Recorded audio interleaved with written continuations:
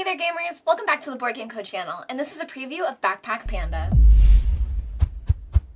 Well, hey there gamers, it's Professor Meg here, and welcome back to the Board Game Co channel. Today we have a preview of Backpack Panda. This is a current crowdfunding campaign, so you can check out the link down below for everything they have planned. But with that, this is a sponsored preview, so thank you to Backpack Panda for sponsoring this.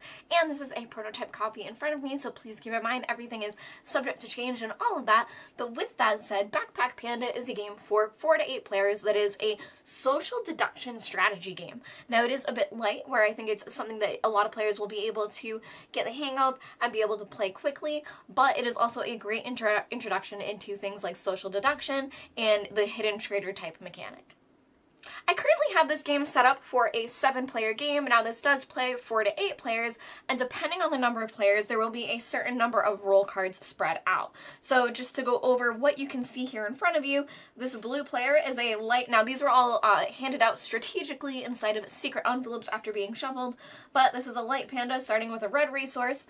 This would be the Dark Panda, who is the dark roll that you were trying to find in the deduction game, and they start with an infect card.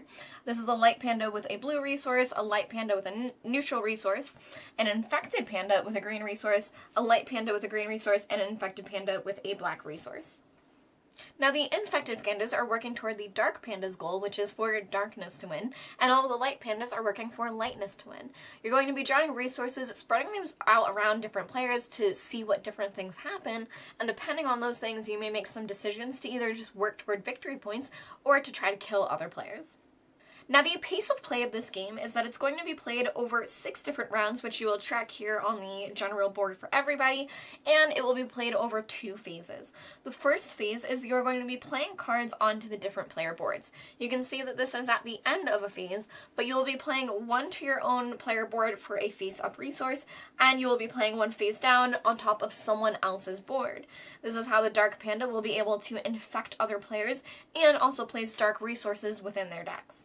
Now, once all of these cards have been placed, you'll move on to the trade phase, and this is when you have a few decisions. You'll be able to choose whether you want to accept or reject the trade. If you accept the trade, it is pretty simple. You'll look at the hidden card, you'll be able to look at it as the player, and then you'll take both of these and place them into your backpack. If you reject the trade instead, you would then discard both of these without seeing the face down card, and for the card that you discarded that was yours as a resource, you were able to place into the forest. So if you discard a dark card, which I currently don't have out in someone's player board, but if I had one like this on a player board, and if that was discarded, a dark token would be added instead. But because this one is a fire bamboo, it would be discarded, a token would be added to the light forest instead. Now these points will help toward the end of the game, but they are not a huge amount, so you generally want to try to store as many cards as possible as you can into your backpack, but that being said, you may be nervous to do so depending on what you think that hidden card might be.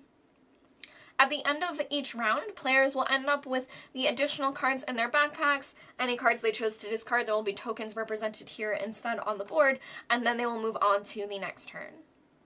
Now, another small thing to note is that you'll see that some of these resources have these dark spots on them.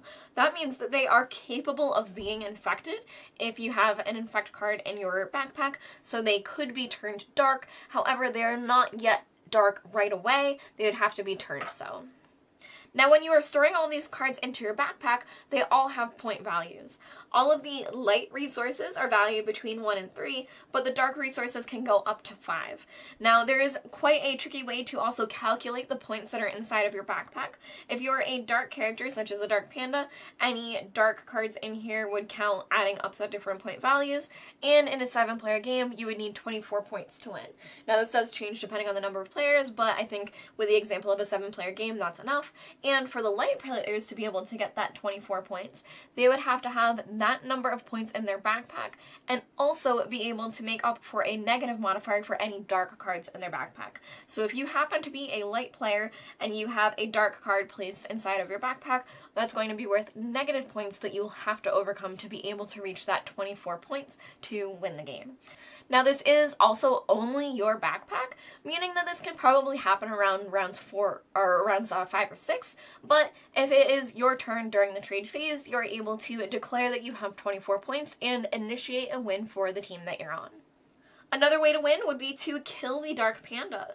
So as soon as you have any 5 resources in your backpack, whether it be from this resources being specifically that type, or different cards that will augment them, because you will also be getting these effect cards which will add different effects to the different cards, such as this duplicator.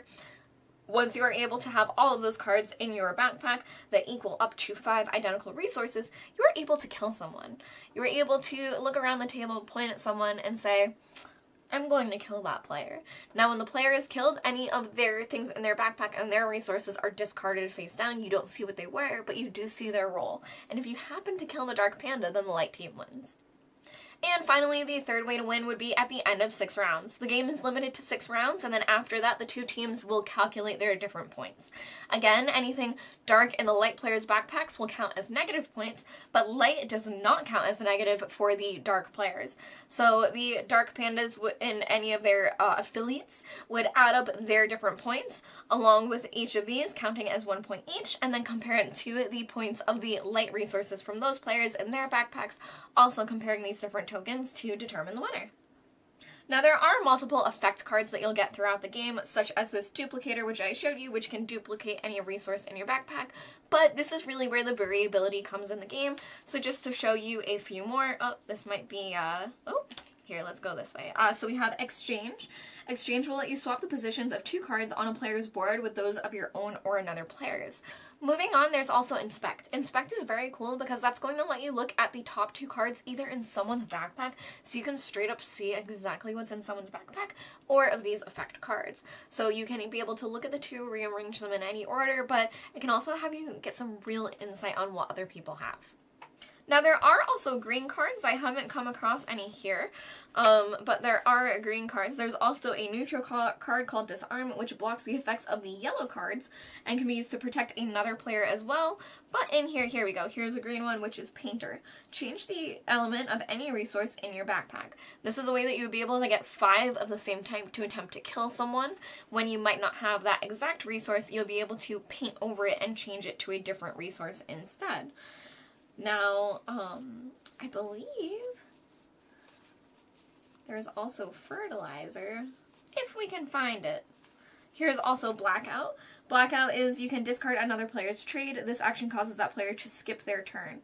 So when the player is in their trade phase deciding whether they want to accept or reject the trade, you can play Blackout to cause it to just not happen instead. Here's our Fertilizer. This can be used to transform any partially infected resources in your backpack into dark ones with the same value, or kill a player with either 5 dark resources, 5 partially infected resources, or a combination of both in your backpack slot. So that can be a really explosive way to really change the game with your different effects.